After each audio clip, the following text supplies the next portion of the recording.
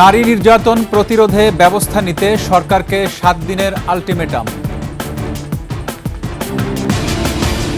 পাচার হওয়া কয়েকশো কোটি ডলার ফিরিয়ে আনা সম্ভব বললেন অর্থ উপদেষ্টা। পোস্টাল ব্যালট অচল হওয়ায় প্রবাসীদের জন্য প্রক্সি ভোটই উপযুক্ত বলছে ইসি।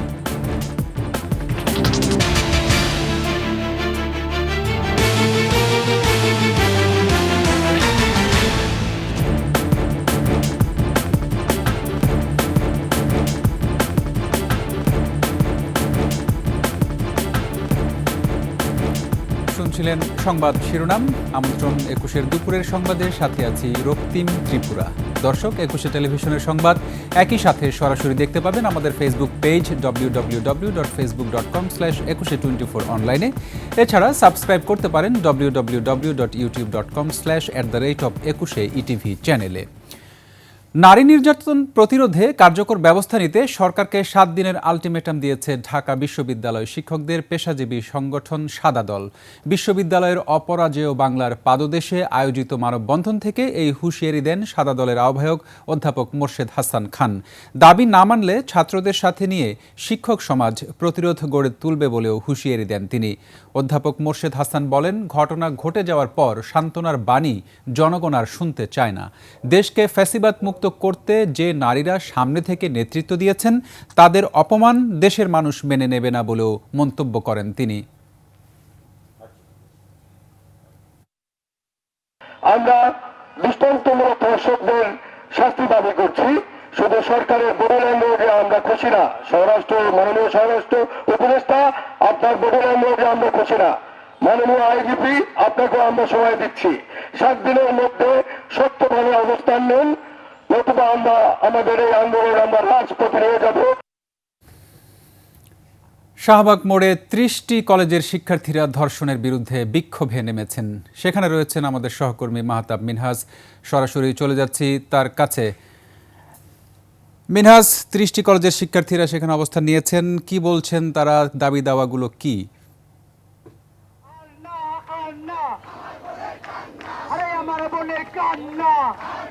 ধন্যবাদ রক্তিম।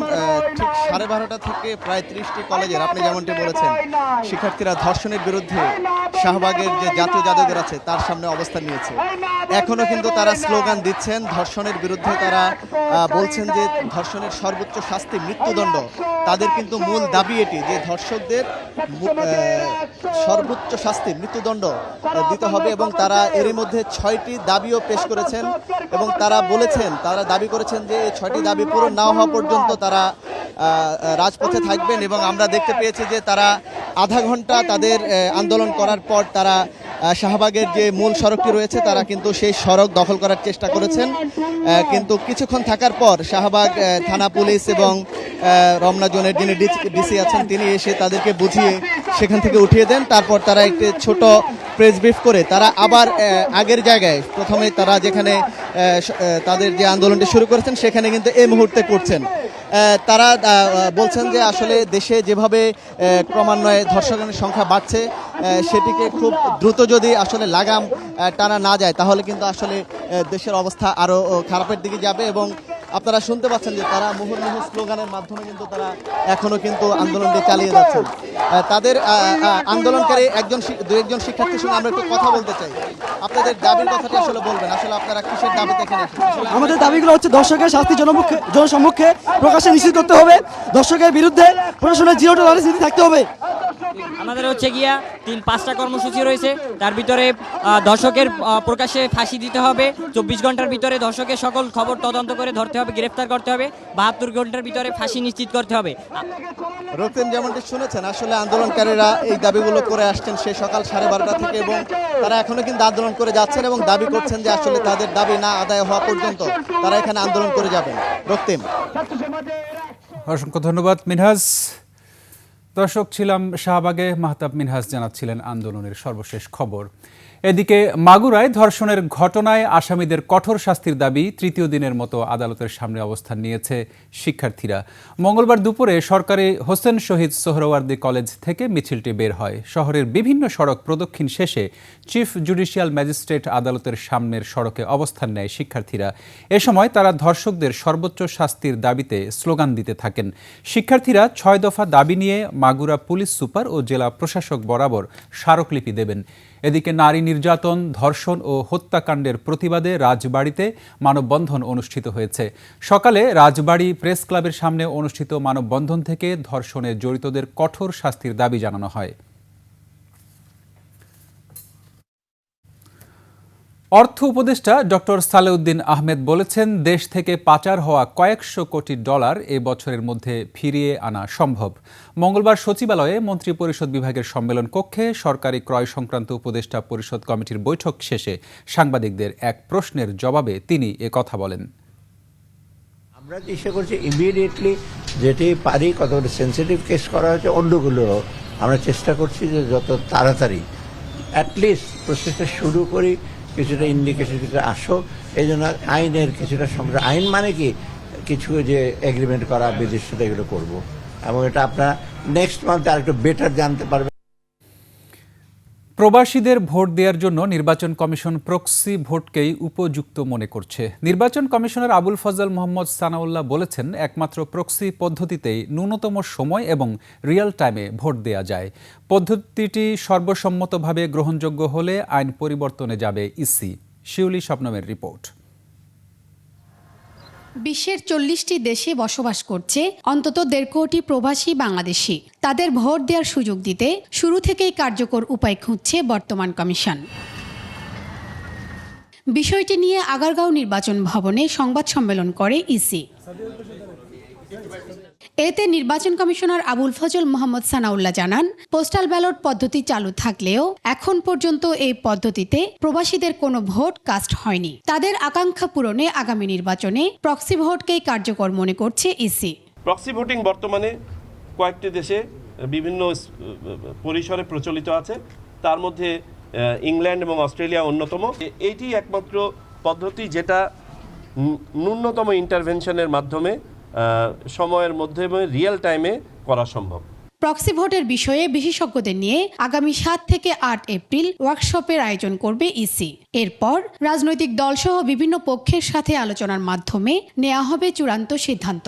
এখানে যদি আমরা সর্বসম্মতভাবে এটাকে দেখি যে এটা গ্রহণযোগ্য হচ্ছে, তখন আমরা সিস্টেম ডেভেলপমেন্টে যাব।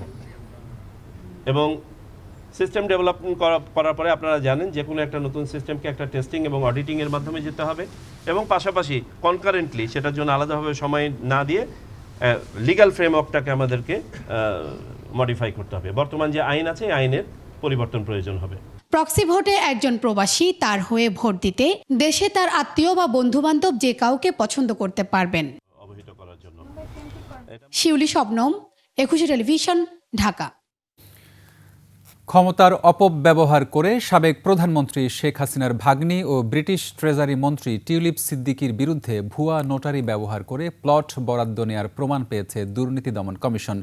দুদকের মহাপরিচালক আক্তার হোসেন জানান, বোনের প্রতি ভালোবাসা থেকেই সম্পত্তি হেবা দিতে চেয়েছিলেন টিউলিপ সিদ্দিক। সুমাইয়া খানের রিপোর্ট, জানাচ্ছেন মাহতাব মিনহাজ। ক্ষমতার অপব্যবহার ও অনিয়মের মাধ্যমে রাজুকের 60 কাঠা প্লট বরাদ্দ নেয়ার অভিযোগে শেখ হাসিনা সহ তার পরিবারের 7 সদস্যের নামে মামলা করে দুর্নীতি দমন কমিশন।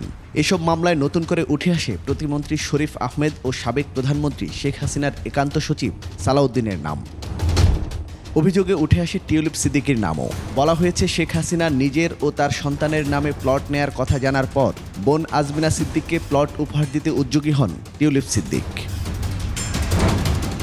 রাষ্ট্রীয় মন্ত্রী বা সংসদ সদস্য হওয়ার সুবাদে ক্ষমতার অপব্যবহার করে জালিয়াতির মাধ্যমে ভুয়া নোটারি দিয়ে বোনকে গুলশানে ফ্ল্যাট উপহার দেন টিউলিপ।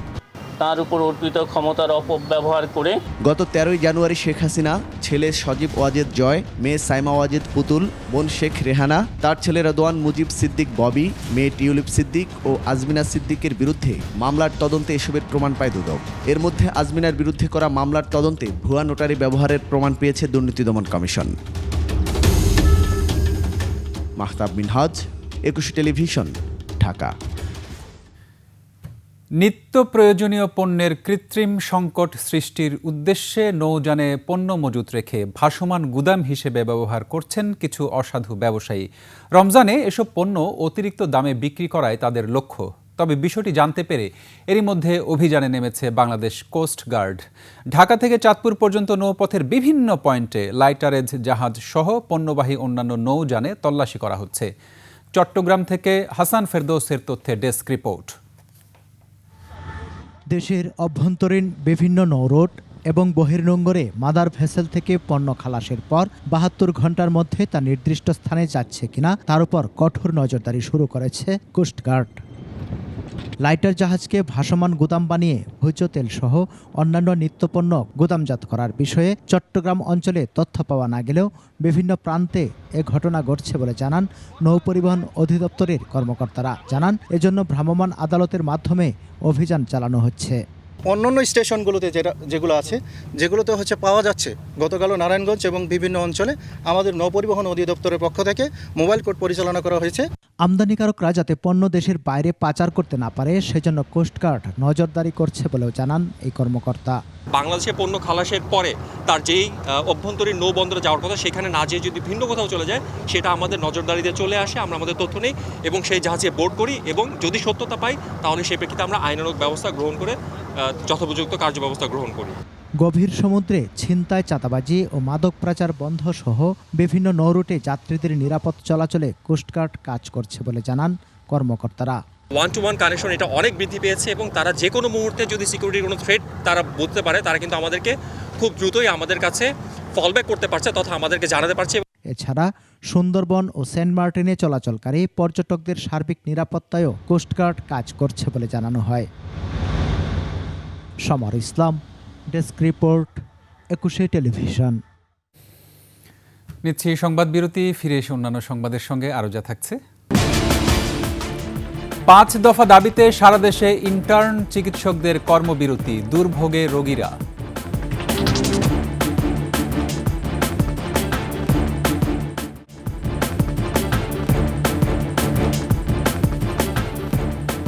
আমন্ত্রণ আবারও ২১ সংবাদে।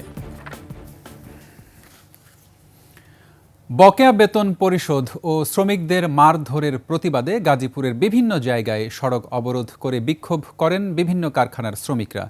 অপ্রীতিকর ঘটনা এড়াতে কয়েকটি কারখানায় ছুটি ঘোষণা করা হয়। সকাল ৮টার দিকে টঙ্গীতে বকেয়া বেতনের দাবিতে ঢাকায় ময়মনসিংহ মহাসড়ক অবরোধ করেন বিএসআইএস কারখানার শ্রমিকরা। আন্দোলনকারীরা জানান বিএসআইএস অ্যাপারেলস কর্তৃপক্ষ ফেব্রুয়ারি মাসের বকেয়া বেতন দেওয়ার কথা বলেও দেয়নি। বেতন পরিশোধ না করায় তারা রাস্তা অবরোধ করেন। এতে দুই পাশে সৃষ্টি হয় যানজটের। ভোগান্তিতে পড়েন চালক, যাত্রীরা। ৩ ঘন্টা পর অবরোধ তুলে দেন শ্রমিকরা। অন্যদিকে কারখানার শ্রমিক মারধরের প্রতিবাদে মৌচাকে বিভিন্ন কারখানার শ্রমিকেরা ঢাকা টাঙ্গাইল মহাসড়ক অবরোধ করে বিক্ষোভ করেন। পরে যৌথ বাহিনী গিয়ে সড়ক থেকে তাদের সরিয়ে দিলে ১ ঘন্টা পর শুরু হয় যান চলাচল। বিডিএস ও এমবিবিএস ডিগ্রি ছাড়া ডাক্তার পদবি লেখা বন্ধ সহ ৫ দফা দাবিতে সারা দেশে চলছে ইন্টার্ন চিকিৎসক ও মেডিকেল শিক্ষার্থীদের কর্মবিরতি। দাবি আদায়ে দেশের সব হাসপাতালের বহির্বিভাগ ও চিকিৎসকদের ব্যক্তিগত চেম্বার বন্ধ রয়েছে। অব্যাহত আছে চলমান একাডেমিক শাটডাউনও। এতে চরম ভোগান্তিতে পড়েছেন রোগীরা। প্রতিনিধিদের তথ্য ছবিতে আরও জানাচ্ছেন ইউসুফ হাসান নাইম। ডাক্তার পদবি ব্যবহার সংক্রান্ত রিটের রায়কে ঘোষণাকে কেন্দ্র করে ৫ দফা দাবিতে সারা দেশে কর্মবিরতি পালন করছেন ইন্টার্ন চিকিৎসক ও মেডিকেল কলেজের শিক্ষার্থীরা। সকাল থেকেই রংপুর মেডিকেল কলেজ হাসপাতালের সামনে ইন্টার্ন চিকিৎসকদের অবস্থান কর্মসূচি চলছে। বিডিএস ও এমবিবিএস ডিগ্রি ছাড়া ডাক্তার পদবি লেখা বন্ধের দাবি জানান আন্দোলনকারীরা। একই দাবিতে কুমিল্লাতেও চলছে কর্মবিরতি। সকালে কুমিল্লা মেডিকেল, সেন্ট্রাল, ময়নামতি ও ইস্টার্ন মেডিকেল কলেজের ডাক্তার ও শিক্ষার্থীরা এতে অংশ নেয়।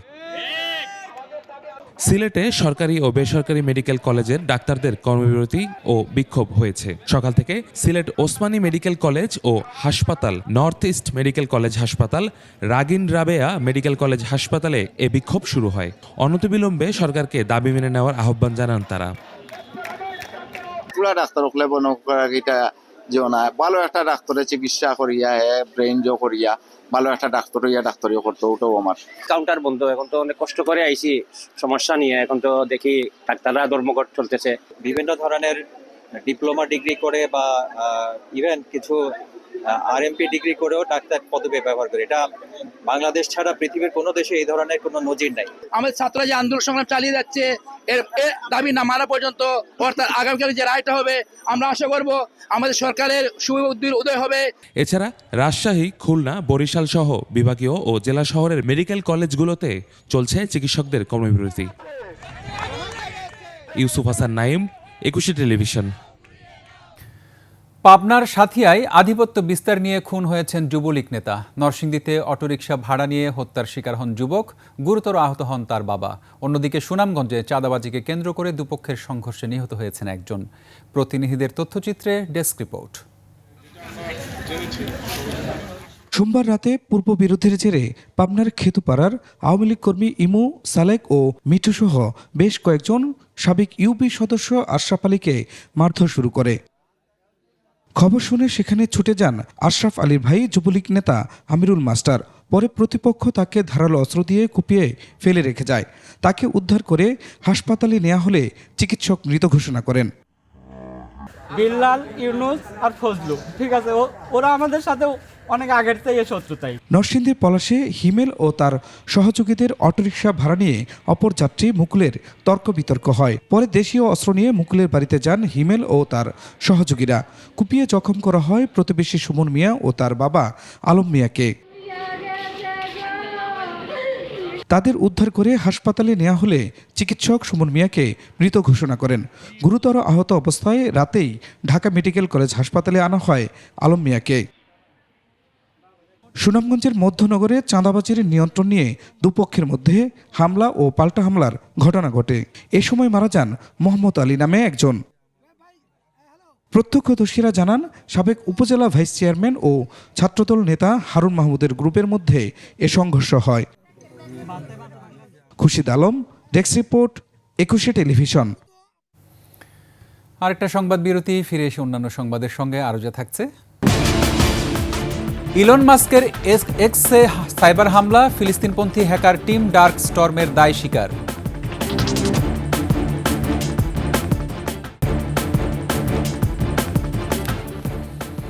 আমন্ত্রণ আবারও 21 সংবাদে।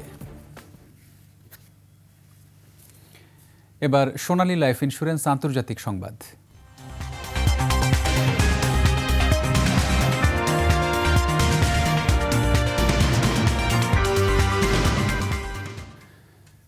সাইবার আক্রমণে ইউক্রেনের সাইবার অপরাধীরা জড়িত বলে মন্তব্য করেছেন ইলন মাস্ক। ফক্স বিজনেসকে দেয়া সাক্ষাৎকারে এ বিষয়ে কোনো প্রমাণ দিতে না পারলেও তিনি দাবি করেন এক্সে বড় ধরনের সাইবার হামলা হয়েছে।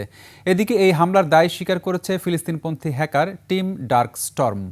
নাইম আহমেদের ডেস্ক রিপোর্ট।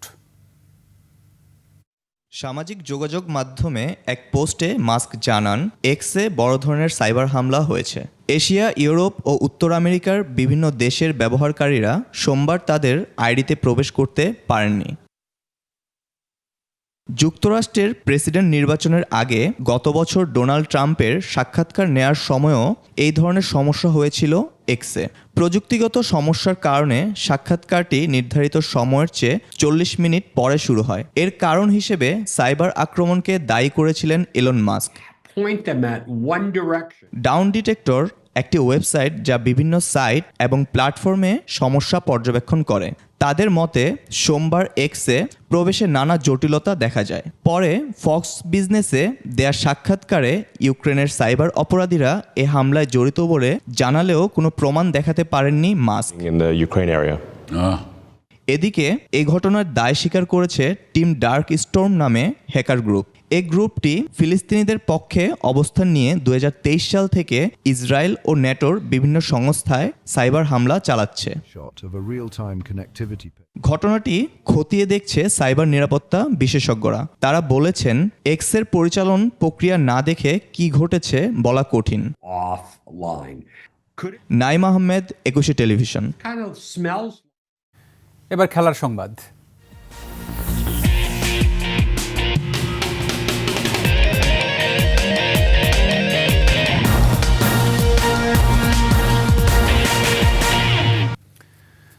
বাংলাদেশ তরুণদের জন্য শ্রীলঙ্কা সফরের সূচি প্রকাশ করল লঙ্কান ক্রিকেট বোর্ড। ওয়ানডে ফরম্যাটের 6টি ম্যাচ খেলতে আগামী এপ্রিল মাসে শ্রীলঙ্কায় যাবে বাংলাদেশ অনূর্ধ্ব 19 দল। আজ এক বিবৃতি দিয়ে সফরের সূচি প্রকাশ করে শ্রীলঙ্কা ক্রিকেট বোর্ড। বাংলাদেশ তরুণদের নতুন এই সফর শুরু হবে 24 এপ্রিল। সফরে শুরু হবে ওয়ার্ম আপ ম্যাচের মধ্য দিয়ে। এরপর 26 এপ্রিল হবে প্রথম ওয়ানডে, দুদিন বিরতি দিয়ে হবে দ্বিতীয় ওয়ানডে। এরপর 1 মে, 3 মে, 6 ও 8 মে হবে বাকি ম্যাচগুলো। সিরিজের সবকটি ম্যাচ অনুষ্ঠিত হবে হাম্বানটোটায়। তবে খেলা কখন শুরু হবে সেটি এখনও নির্ধারণ করেনি শ্রীলঙ্কা। শেষ করছি দুপুরের 21 সংবাদ। যাবার আগে সংবাদ শিরোনামগুলো আরও একবার। নারী নির্যাতন প্রতিরোধে ব্যবস্থা নিতে সরকারকে 7 দিনের আলটিমেটাম। পাচার হওয়া কয়েকশো কোটি ডলার ফিরিয়ে আনা সম্ভব বললেন অর্থ উপদেষ্টা। পোস্টাল ব্যালট অচল হওয়ায় প্রবাসীদের জন্য প্রক্সি ভোটই উপযুক্ত বলছে ইসি।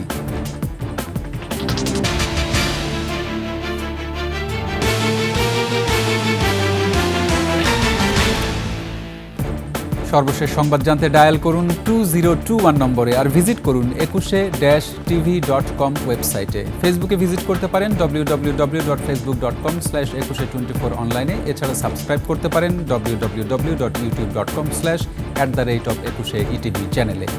এতক্ষণ সঙ্গে থাকার জন্য ধন্যবাদ। পরবর্তী সংবাদ বিকাল 4টায় দেখার আমন্ত্রণ রইল। 21-এর সাথেই থাকুন।